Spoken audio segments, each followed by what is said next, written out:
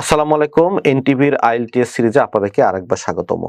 আজকে আমরা এনটিভির এই আইএলটিএস সিরিজে আলোচনা করব রাইটিং টাস্ক 2 নিয়ে। আমাকে অনেকেই এসএমএস করেছেন কিংবা আমাদের কমেন্ট বক্সে লিখেছেন, তা হচ্ছে যে আপনার রাইটিং টাস্ক 2 অনেক আইডিয়া আছে, বড় অনেকের আইডিয়া থাকে, কিন্তু তারা এই রাইটিং টাস্ক 2কে গুছিয়ে লিখতে পারছেন না, অর্থাৎ বডি প্যারাগ্রাফ লিখতে পারছেন না। আফটার ইন্ট্রোডাকশন আজকে আমাদের আলোচনার বিষয় বডি প্যারাগ্রাফ। বডি প্যারাগ্রাফ লিখতে গেলে আমাদেরকে যে মূল বিষয়টি ফোকাস করতে হয় তা হচ্ছে অর্গানাইজেশন। এই অর্গানাইজেশনটা কেমন হতে পারে? অনেকভাবে হতে পারে। আপনারা যদি কোনো রাইটিং এর বুক পড়েন কিংবা আপনি যদি এখন নেটেও সার্চ করবেন, তাহলে দেখবেন অনেকগুলো মেথড আপনাকে সাজেস্ট করছে কিভাবে আপনি অর্গানাইজ করতে পারেন, যাতে করে একটি সেন্টেন্সের সাথে আরেকটি সেন্টেন্সের একটি মিল থাকে। সো একটি বডি প্যারাগ্রাফের মধ্যে আমরা অনেকগুলো মেথড ইউজ করতে পারি। যেমন আমরা এক্সাম্পল দিয়ে শুরু করে তারপরে আমরা একটা মেইন আইডিয়া লিখতে পারি, আবার আমরা মেইন আইডিয়া লিখে তারপর এটাকে এক্সটেনশন করতে পারি। সো আজকে আমরা একটি অত্যন্ত জনপ্রিয় মেথড নিয়ে আলোচনা করব, তাকে আমরা বলবো পিল। PEEL। পিল কথার অর্থ হচ্ছে, পি মানে হচ্ছে পয়েন্ট, অর্থাৎ আপনি প্রথমে মেইন পয়েন্টটা লিখবেন, তারপরে ই মানে হচ্ছে এক্সপ্লেনেশন, দেন আপনি একটা এক্সাম্পল কিংবা একটা সাপোর্ট দিবেন এবং শেষে লিঙ্ক করবেন, অর্থাৎ সামারি দেখবেন এই পুরো বডি প্যারাগ্রাফের, যাতে করে আপনার মূল পয়েন্টটি একদম স্পষ্ট করে একজন রিডার বুঝতে পারেন। মনে রাখবেন, আপনি কিন্তু রাইটিং এক্সাম দিচ্ছেন, আর রাইটিং এক্সামের উদ্দেশ্য হচ্ছে আপনি একটা কঠিন জিনিসকে সহজভাবে প্রেজেন্ট করা। এখানে কিন্তু আপনি বিষয়টাকে খুব বেশি কমপ্লেক্স করে ফেললে আপনার স্কোর ডেফিনেটলি কমে যাবে। প্রথমে চলুন আমরা পি অর্থাৎ পয়েন্ট নিয়ে একটু আলোচনা করি। ধরুন আপনি একটি পয়েন্ট এখানে লিখতে যাচ্ছেন, কিন্তু আপনাকে কিন্তু অবশ্যই একটি হিন্টস দিতে হবে এবং আপনি এটা আপনাকে ক্লিয়ারলি বলতে হবে। সে ফর এক্সাম্পল, আপনি যদি শুরু করেন one of the main points is that, তার মানে ওয়ান অফ দ্য কি অ্যাডভান্টেজেস ইজ দ্যাট। যদি আমি এইভাবে বডি প্যারাগ্রাফটা শুরু করি, তাহলে কিন্তু এটা একদম ক্লিয়ার। সেটা হচ্ছে আমি যে বডি প্যারাগ্রাফটা লিখতে যাচ্ছি সেটা একটা অ্যাডভান্টেজ নিয়ে হচ্ছে।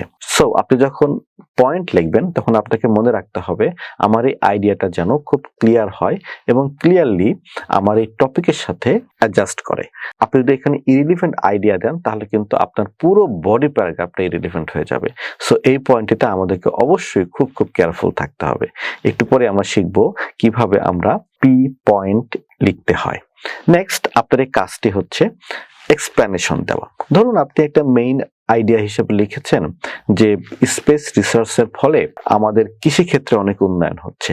একবার ভাবুন তো, যে সমস্ত দেশে কৃষিটা মেইন ইনকাম অফ সোর্স না, আমাদের যেমন এরকম না, যে সমস্ত দেশে খুব বেশি কৃষি হয় না, যেমন সে ফর এক্সাম্পল সুইডেন, নরওয়ে, তার সেইখানকার বাচ্চারা বা সেখানকার মানুষরা কিভাবে জানবে যে স্পেস রিসার্চ দিয়ে কৃষি ক্ষেত্রে উন্নয়ন হয়? তারা জানবে না।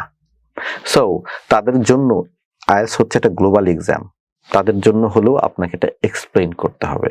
কিভাবে আপনি এক্সপ্লেইন করতে পারেন? আপনি এটা এক্সপ্লেইন করে বলবেন যে কৃষি ক্ষেত্রে আমরা স্পেস রিসার্চের মাধ্যমে ক্লাইমেট ডেটা পেতে পারি এবং এই ডেটাগুলো অ্যানালাইসিস করে আমরা সেইভাবে পরবর্তী বছরের কৃষি কাজটা কেমন হবে, কিভাবে আমরা বিভিন্ন চ্যালেঞ্জ মোকাবেলা করব, সেই বিষয়ে একটা ডিসিশনে পৌঁছাতে পারি।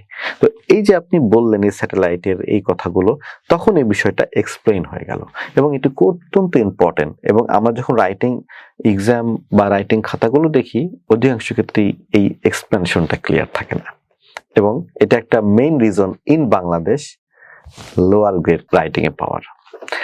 এখন আমরা একটু আসি, সেটা এর পরের সেন্টেন্সটি কি হবে, সেটাকে আমরা বলছি কি এক্সাম্পল। ইয়েস, এক্সাম্পল কিন্তু রিয়েল লাইফ থেকে আসতে পারে, এক্সাম্পল কিন্তু আবার হচ্ছে আপনার এক্সপিরিয়েন্স কিংবা হচ্ছে নলেজ থেকে আসতে পারে। তাহলে এক্সাম্পল হচ্ছে দুই প্রকার। আপনি এক্সাম্পল আপনার নিজের এক্সপিরিয়েন্স থেকে দিতে পারেন, কিন্তু এটা কিন্তু এরকম হওয়া যাবে না যে আমি দেখেছি, যেহেতু আমি দেখেছি এটা স্পিকিং এর জন্য best, but thing is that for writing, যখন রাইটিং এর কথা আসে তখন এটা নির্ঘাত, এটা একটা, যখন রাইটিং এর কথা আসে তখন কিন্তু আপনাকে একটু ফর্মাল হতে, তখন বলতে I have seen many people, অনেকে এটা করেছে আর কি। এটা হচ্ছে হলো ইম্পার্সোনাল এক্সাম্পল। আবার আপনি কোনো কান্ট্রির এক্সাম্পল দিতে পারেন, দিয়ে বলতে পারেন অমুক কান্ট্রিতে এই ঘটনাটা ঘটছে এবং এর ফলে এটা হচ্ছে। এটাই হচ্ছে এক্সাম্পল দেওয়ার ওয়ে। তাহলে আপনি প্রথমে পয়েন্ট দেওয়ার পর এটাকে এক্সপ্লেন করার পরে আবার এটাকে কি দিতে হবে, একটা এক্সাম্পল দিয়ে সাপোর্ট দিতে হবে। Then the last point is the link, বা যেটাকে আমরা সামারি বলি। এইখানে এসে আপনাকে যা করতে হবে তা হচ্ছে আপনি পুরো প্যারাগ্রাফে একটা সামারি লিখবেন যার সাথে আপনার মেইন পয়েন্টের একটা মিল থাকবে। That's it. এটাকে বলা হয় পিল। চলুন দেখে আসি একটা এক্সাম্পল একটা টপিকের উপরে।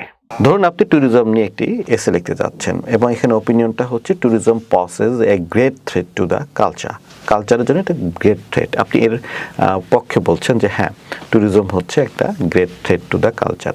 এই এসেটাকে আমরা কিভাবে পিল মেথডে সাজাতে পারি চলুন দেখে আসি। যখন আপনি প্রথম লাইনটি, তাহলে কি হতে পারে দেখেন, প্রথম লাইনটি হতে পারে কমার্শিয়ালাইজেশন। এই যে কমার্শিয়ালাইজেশন মানে কথাটার অর্থ হচ্ছে যে এই যে আমাদের এখন বাণিজ্যিকীকরণ হচ্ছে, তাহলে আমরা যেটা লিখেছি তা হচ্ছে দ্য মেইন রিজন কেন ট্যুরিজম লোকাল ট্র্যাডিশনকে হার্ম করে, তার কারণটা হচ্ছে কমার্শিয়ালাইজ করে ফেলে। তাহলে এটাকে আমরা বলছি আমাদের মূল পয়েন্ট, অর্থাৎ পি। এখন এটাকে আমরা এক্সপ্লেইন করব। এক্সপ্লেইন করতে গেলে আমাদেরকে যেটা প্রশ্ন করতে হবে, কেন বা কিভাবে, অর্থাৎ কেন বা কিভাবে এটা কমার্শিয়ালাইজিং এই লোকাল ট্র্যাডিশনকে হার্ম করছে। চলুন আমরা পরের লাইনটা যেটা হতে পারে তা হচ্ছে ঠিক এরকম যে দিস ইজ বিকজ ট্র্যাডিশনাল সেরেমনিস এবং ড্যান্স যেগুলো এখন মডিফাইড হয়ে গেছে এবং সেগুলো অরিজিনাল মিনিং কি হারাই ফেলছে, এবং এখানে অনেক বেশি ওই যে বাণিজ্যিক স্বার্থটা ঢুকে গেছে আর কি। এনিওয়ে, তো এটা আমরা লিখেছি হচ্ছে আমাদের সেকেন্ড সেন্টেন্স। তারপরে আমরা একটা এক্সাম্পল দিচ্ছি, দেখেন একটা flow example. In some south east Asian countries স্যাক্রিড religious festival যেগুলো আছে সেগুলোতে এখন কিন্তু মানে আর ওই যে স্যাক্রিড মানে কি আর উৎসব নাই, এগুলো হচ্ছে কি হয়ে গেছে জানেন, এগুলো সবই দাঁড়ায় গেছে এখন হচ্ছে হলো ছবি তোলার একটা উৎসব। তার মানে এটা কমার্শিয়ালাইজিং এর দিকে চলে যাচ্ছে, ছবি তুলতে টাকা লাগে, প্রিন্ট করতে টাকা লাগে, মানে এটা কিন্তু আর স্যাক্রিড মানে কি আর হলো ওই যে রিলিজিয়াস আর উৎসব কিন্তু নাই। এর ফলে যেটা হচ্ছে এক্সেসিভ ট্যুরিজমের কারণে আপনাদের কালচারাল যে একটা ভ্যালু সেটা হারায় যাচ্ছে। সো এটা আমরা লিঙ্ক করে ফেললাম শেষে একটা রেজাল্ট দিয়ে। সো দিস ইজ বলা হয় পিল। এত সুন্দর একটি প্যারাগ্রাফ লিখতে পারলে আপনার স্কোর শুধু ব্যান্ড 7 না ব্যান্ড 9 হয়ে যেতে পারে। সো দিস ইজ হচ্ছে বডি প্যারাগ্রাফ অর্গানাইজেশনস। সো আমরা আজকের ক্লাসে যেটা দেখলাম তা হচ্ছে কিভাবে বডি প্যারাগ্রাফ লিখতে হয়। নেক্সট ক্লাসে আমরা কনক্লুশনে ডিসকাস করব। Thank you very much. আবার দেখা হবে এনটিভির পর্দায় আরেকদিন।